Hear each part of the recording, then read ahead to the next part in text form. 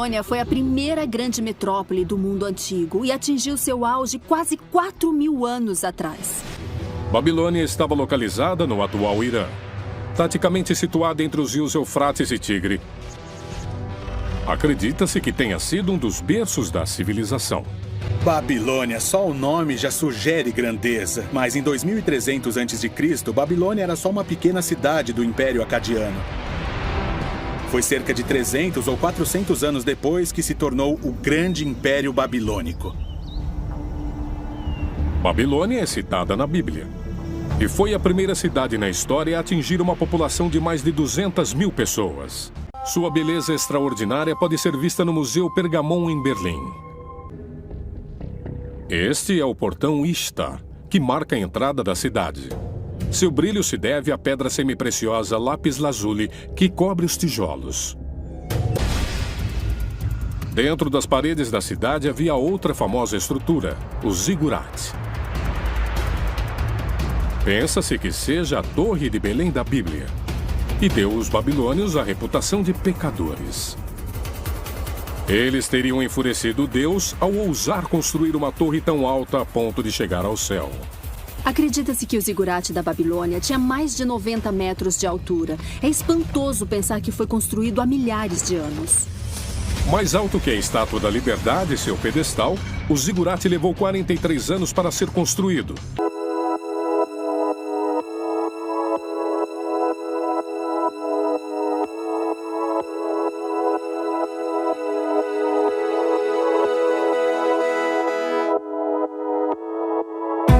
Muito bem-vindo a você que nos acompanha no canal Chanel Pensador. Procuramos entender um pouco mais da Bíblia Sagrada de capa a capa. O lema do nosso canal é Pensai nas coisas do alto. E o tema que estamos trazendo hoje é Torre de Babel. Queridos, essa torre sempre foi tema de muita especulação, curiosidade por parte das pessoas. Porém, muita gente não conhece o que realmente a Bíblia fala sobre essa história. E acaba muitas vezes acreditando em coisas que não possuem base bíblica. No vídeo de hoje, conheceremos um pouco mais sobre o que de fato é uma zigurate, né? E sobre também a Babel, essa incrível história que deu origem a todas as línguas no mundo. E antes da Torre de Babel, qual a língua que era falada? Qual era a língua adâmica? Vamos também interpretar ao pé da letra o que de fato Deus disse ali no capítulo 11 do livro de Gênesis. Então, para isso, convido a você agora a fazer um longo passeio comigo na planície da Suméria. Sem confusão, vamos aprender sobre a torre da cidade da Babilônia. Continue ligados porque esse é o nosso assunto de agora. Antes eu quero te lembrar, se você não se inscreveu ainda em nosso canal, faça a sua inscrição, né? Acompanhe-nos todas as sextas-feiras, nós lançamos um tema novo aqui no canal, né? E aprendemos um pouco mais das páginas sagradas. Aqui é o canal Chanel Pensador, pensando nas coisas do alto. Pois bem, caros ouvintes, os babilônicos foram originários dos amoritas que habitavam na região sul do deserto árabe. Eles foram uma das civilizações que ocuparam a região ali chamada da Mesopotâmia. Mesopotâmia significa região entre rios, né? Entre o rio Tigres, entre o rio Eufrates. Os babilônicos promoveram a dominação dos acadianos, dos amoritas. Eles realizaram um processo de expansão territorial que alcançou várias cidades daquela região mesopotâmica. Após o dilúvio, Deus ordenou que os homens se espalhassem e povoassem a terra. É o que está registrado em Gênesis, no capítulo 9, versículo 7. Mas, contrariando essa ordem de Deus, aquela população resolveu se unir para fins próprios. E começaram então a edificar uma cidade na planície da Suméria, na antiga Sinar, né? Suméria é a mais antiga civilização conhecida da região sul mesopotâmica, da região dos rios Tigres e Eufrates, durante a cidade do Paleolítico ou da Idade do Bronze, que é mais conhecida. É uma das primeiras civilizações do mundo, junto com o Egito Antigo, com o Vale do Indo. Para se ter ideia, a cidade de Babel foi a primeira cidade mencionada depois do dilúvio na Bíblia Sagrada. Essa região onde Babel foi edificada posteriormente seria a tão famosa cidade da Babilônia. A cidade de Babel, ou cidade da Babilônia, que traz o mesmo nome, foi fundada por Nimrod, que também foi o fundador de outras cidades como Ereque, como Acade, como Calné. Então, partindo para a região da Síria, ele edificou também as cidades de Nínive, de Reobote-ir e Calar, também a cidade de Recém. Mesmo muito tempo depois, a Síria ainda era conhecida como a terra de Nimrod, como, por exemplo, está registrado no livro de Miqueias, no capítulo 5, versículo 6. Pelo relato bíblico, queridos, o capítulo 11 do livro de Gênesis, possivelmente Babel foi a primeira sede do governo de Nimrod, e onde o seu reino teve início ali. Nimrod ou Nerod é um personagem bíblico, filho de Cush, neto de Caim, bisneto de Noé, descrito como o primeiro homem poderoso na terra. Apesar de Nimrod ser citado na Bíblia como o primeiro homem poderoso da terra, a Bíblia nos revela ou traz poucas informações sobre a sua história, sobre a sua carreira. Há poucas informações comprovadas sobre a história desse personagem.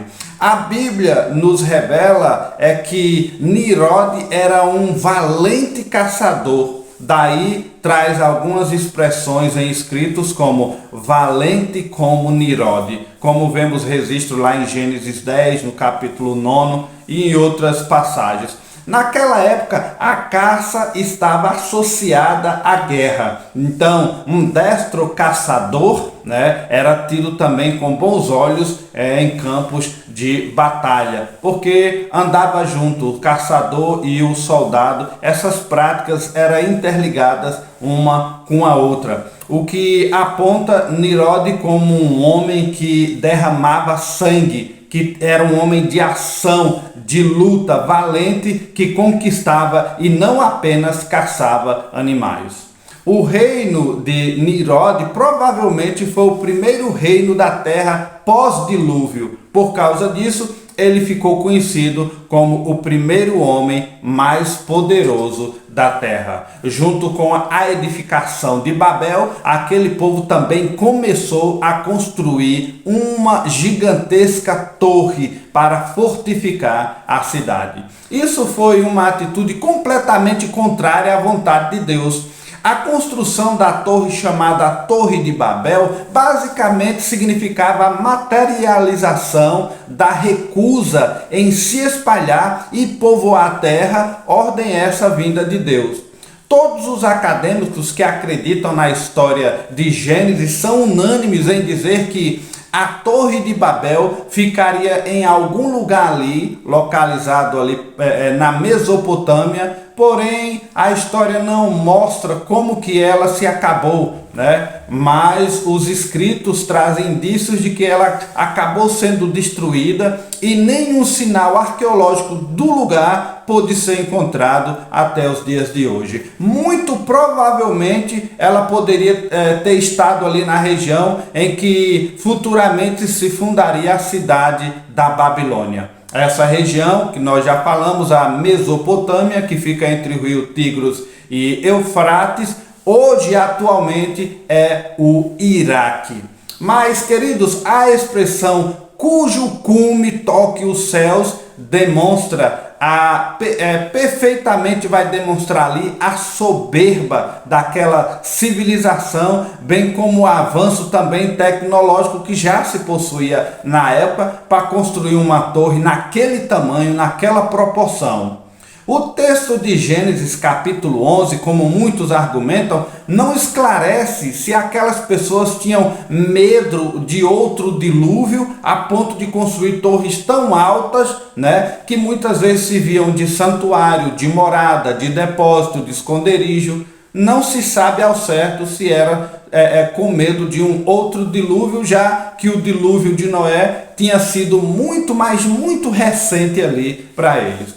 Bem, se fosse de fato medo, então esse comportamento, além de caracterizar a desobediência a Deus, também expõe a falta de confiança na promessa que o Senhor havia feito a eles. Deus prometeu que nunca mais a terra seria tomada por águas de um dilúvio. Daí até ele selou essa aliança colocando no céu o arco, muito conhecido para nós hoje, o arco-íris. E se falando nesse tão falado arco-íris, eu quero abrir aqui uma notinha de rodapé para esclarecer algumas questões.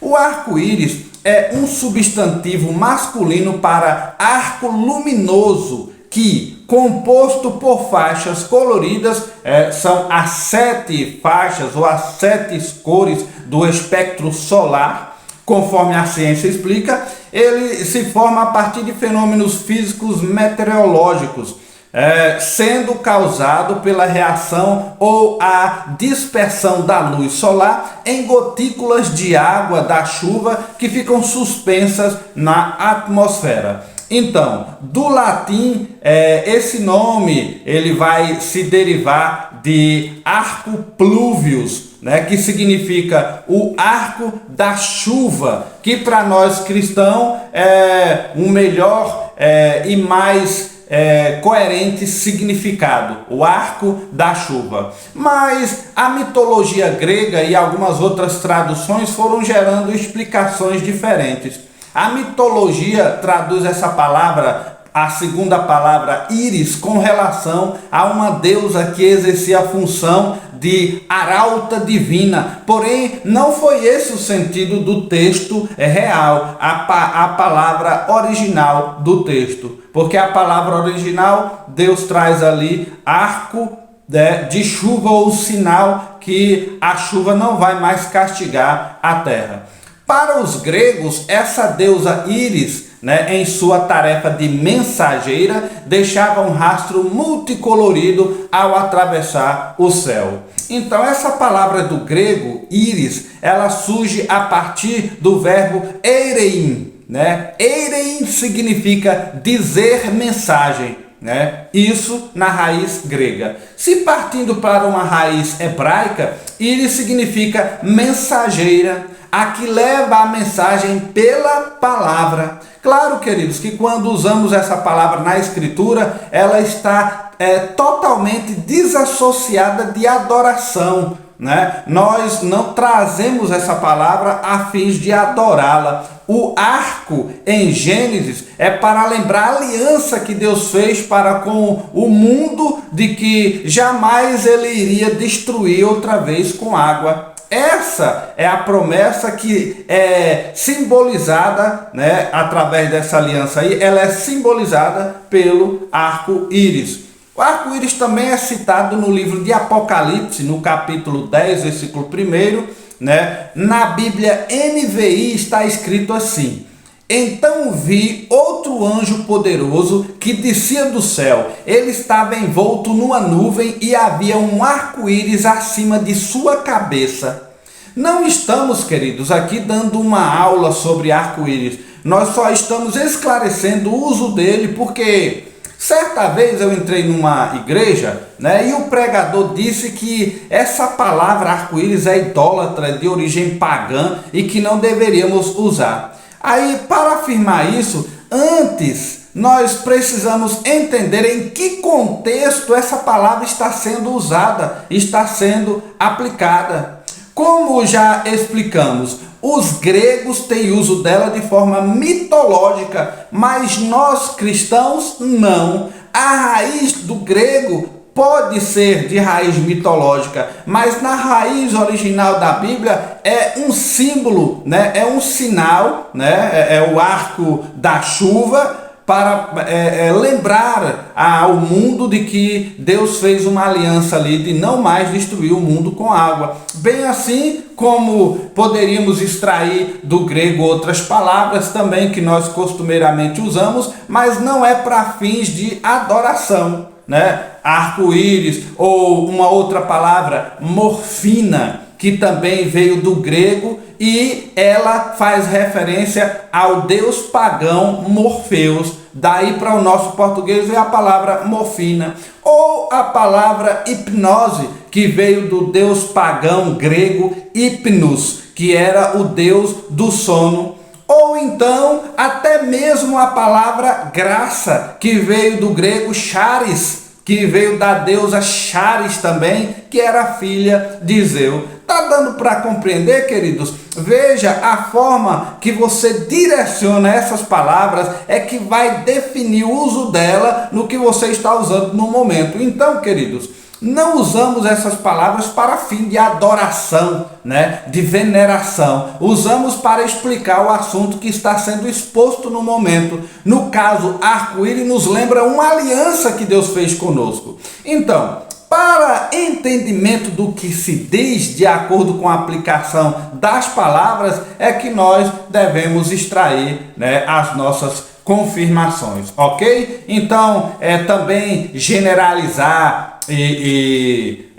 colocar essa palavra como uma palavra pagã, muita coisa, né, deveria ser colocada aí também. Não podemos generalizar ou discriminar palavras que vieram do grego, senão a gente tem que rasgar a nossa gramática, de português, porque ela é rica em raízes que vieram do grego e de outras línguas. Então, queridos, devemos ter cuidado, né, quando for interpretar palavras da Bíblia, e ter cuidado como que a gente aplica, né, e o que ela vai significar para nós, ok? Certo? Então, fechando aqui então esse assunto do arco-íris, já que você entendeu que não devemos generalizar e retirar o arco-íris da Bíblia, porque íris é uma palavra que também é usada para os gregos como o nome de uma deusa da mitologia pagã, né? Porque eles usam dessa forma, eu devo também usar? Não é bem assim, né? E para a gente fechar bem esse pensamento, para você entender assim bem a miúdo mesmo, eu quero deixar um versículo para você refletir melhor, ok? E ele se encontra no livro de Apocalipse, no capítulo 4, versículo 3. Eu faço questão de ler e deixar aí para o ouvinte meditar. Diz assim: aquele que estava sentado era de aspecto semelhante a jaspe e a sardônio, e um arco-íris, parecendo uma esmeralda, circulava o seu trono. Bem, querido, se até no trono de Deus tem um arco-íris circulando ele, quem sou eu para ser contra? Dá para entender assim? O cristianismo, o islamismo e o judaísmo veem que o arco-íris foi criado por Deus como um sinal de aliança. Tá certo? Então, deixo aí para você fazer as suas conjecturas. Pois bem, logo após o dilúvio, quando a arca de Noé pousou sobre o monte Ararat, Deus prometeu que nunca mais iria destruir a terra por água. E depois de cada chuva, seu arco apareceria nas nuvens, né? E este seria o símbolo da aliança, para que nós lembrássemos, olha, Deus prometeu que não ia mais destruir o mundo com água. Olha o arco dele no céu, né? Uma aliança estabelecida entre Deus e toda a carne vivente, toda espécie que está sobre a terra, por todas as gerações futuras, conforme registra o livro de Gênesis no capítulo 8, versículos de 9 ao 17. Mas, voltando aqui para o nosso assunto central, o que realmente significa a Torre de Babel? Essa torre é uma história contada nas Escrituras Sagradas, onde mostra lições a um povo desobediente e também busca explicar a origem de diferentes línguas no mundo. Essa torre é uma estrutura referenciada no capítulo 11 do livro de Gênesis na Bíblia Sagrada, e que é apoiado pelos contextos do capítulo 10 e do capítulo 12 desse livro. Sua história real, frequentemente contada como uma verdade para transmitir lições de humildade e modéstia para todos nós. Muitas vezes também é considerada esclarecedora quando usada para explicar a presença de vários idiomas no mundo, como que surgiu. Essa torre, chamada Torre de Babel, ou a Torre da Cidade de Babel, nos conta que, no início, as pessoas tinham apenas uma língua. Todos no mundo podiam entender todas outras pessoas quando conversavam, e isso resultava em paz e harmonia. Houve, porém, um momento em que o orgulho do homem começou a tirar o melhor do ser humano. Os homens concordavam que, como havia crescido tanto, em inteligência e graça, provavelmente estava em seu poder construir então uma torre que pode alcançar o próprio céu. E assim o povo unido começou a construir e edificar tal alta torre que pudesse alcançar os céus. E por curiosidade, você sabia, querido, que a expressão Torre de Babel não aparece no Antigo Testamento, mas ficou popularmente adotado para se referir a essa grande torre que foi construída na cidade de Babel. Mas a Bíblia nem traz assim esse nome, a Torre de Babel. A palavra original para torre, na raiz original da Bíblia hebraica, é Migdol, que significa torre de vigia. Já a palavra Babel vem da raiz original Bavel, significa portão de Deus, pela combinação do acadiano Bab, que essa palavra é acadiana, junto com uma palavra hebraica El, que é um subtítulo para os nomes de Deus, El. Então, Babel também é explicado pela etimologia popular, buscando uma raiz hebraica similar, que no caso seria Balal, que significa confusão ou mistura. Possui relações fonéticas com a palavra Babel, confusão na pronúncia original, Babel, Certo que o nome Babel se tornou sinônimo de lugar do juízo de Deus. Houve confusão de línguas ali no início e surgiu as diferenças idiomáticas. Entendendo então, queridos, que a palavra Babel, é uma mistura fonética de também Babilônia, dá para entender então que as duas são as mesmas palavras e que no hebraico a palavra soa parecido, com a palavra confusão. Aí daí veio esse trocadilho Babel, Babilônia, porque no hebraico soa com o mesmo sentido. Lendo Gênesis capítulo 11, versículo 9, veja que diz que o nome seria Babel porque ali Deus confundiu. Na Bíblia original traz pra gente essa palavra aí sobre confusão. Então, quando a gente lê no hebraico, o som dessa palavra é bem parecido com confusão, Babel ou Babilônia. Porém, para os babilônicos, tinha um outro significado, que essa palavra para eles significava portão de Deus. Pois bem, queridos, para os judeus era confusão, para os babilônicos era portão de Deus. A antiga Babilônia era localizada na planície de Siná, que ficava, como eu já disse antes, no sul da Mesopotâmia. E foi ali que aconteceu esse episódio que ficou conhecido como a Torre da Cidade de Babel. Durante a história temos muitos registros arqueológicos desse acontecido, e um deles é o épico de Emerkar e o Senhor de Aratá. Esse épico se encontra escrito em um tablete cuneiforme. Foi traduzido por um professor da Universidade de Oxford.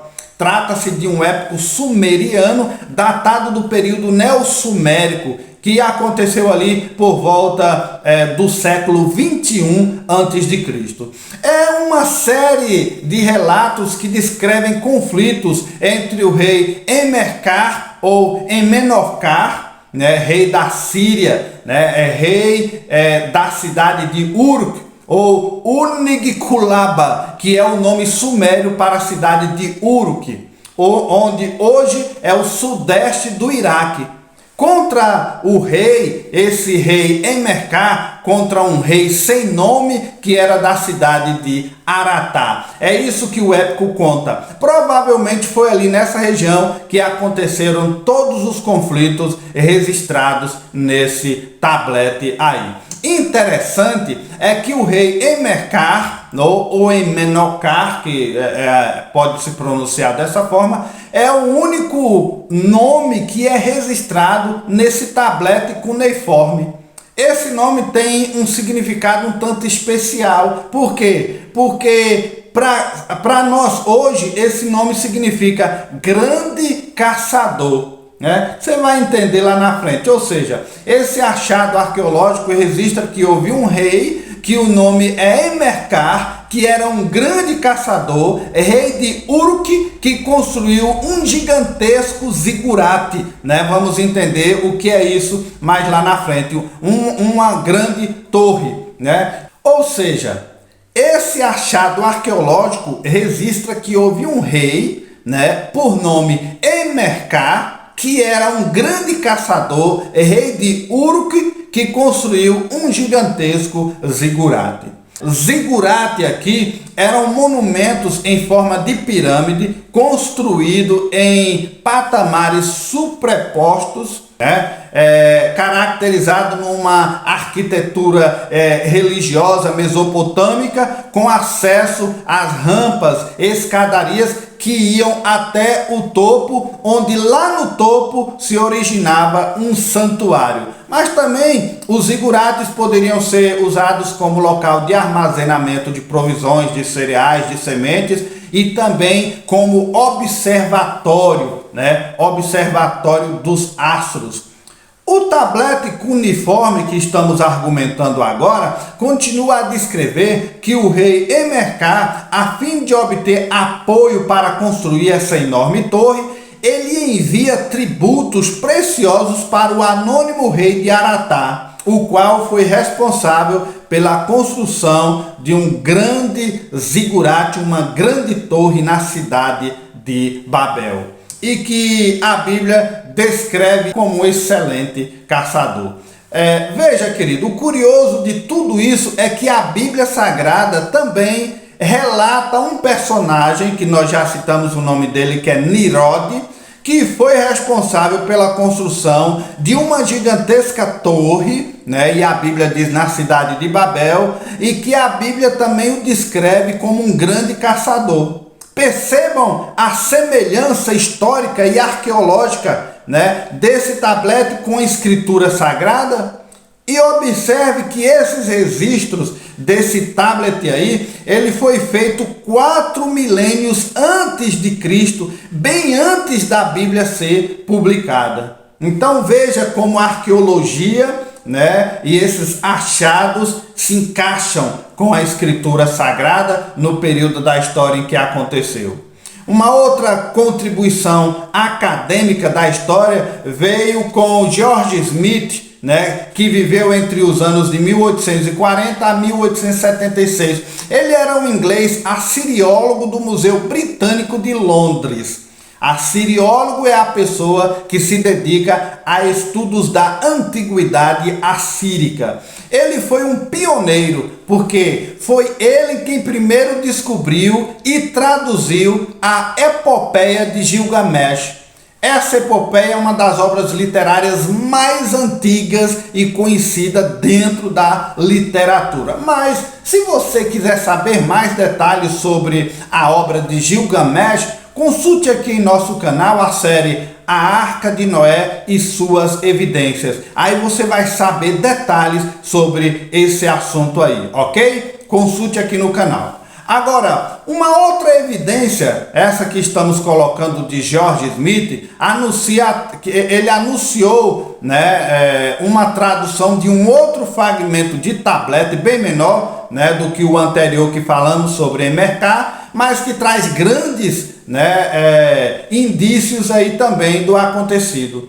Esse fragmento que Jorge divulgou fala de um colapso de uma torre antiga um tanto especial que havia ofendido a honra da divindade. Observe um trecho desse fragmento de tablet que Jorge traduziu, né? E olha como diz: a construção desse templo ofendeu os deuses. Em uma noite eles jogaram para baixo o que tinha sido construído. Eles os espalharam no interior e fizeram estranho o seu discurso. Isso é o que está registrado nesse fragmento de tablet que George Smith traduziu. Agora, vamos observar esse texto. Quando diz aqui no fragmento templo, aqui está dizendo uma torre-templo, né? Para a gente entender melhor. E quando no fragmento diz fizeram estranho discurso, quis dizer a linguagem deles ficaram estranha. Agora observe novamente a arqueologia e esses registros históricos sendo semelhante com a história bíblica, não é mesmo?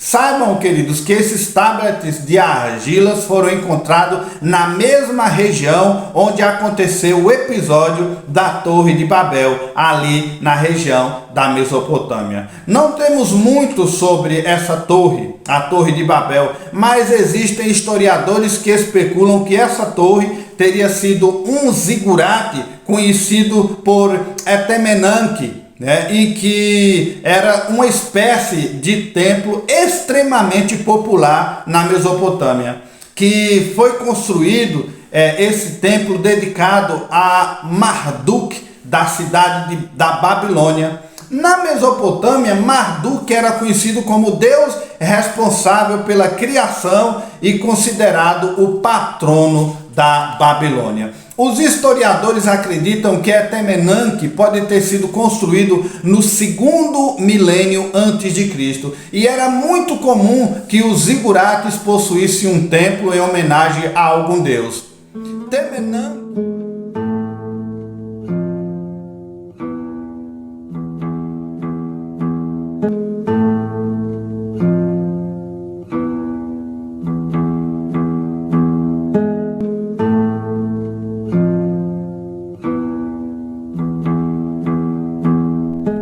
Pois bem, queridos, esse é o final, né, da primeira parte desse estudo. Se inscreva no canal, acione o sininho e nos acompanhe na segunda parte, né, desse interessante estudo sobre a Torre de Babel. Então, até a próxima sexta-feira.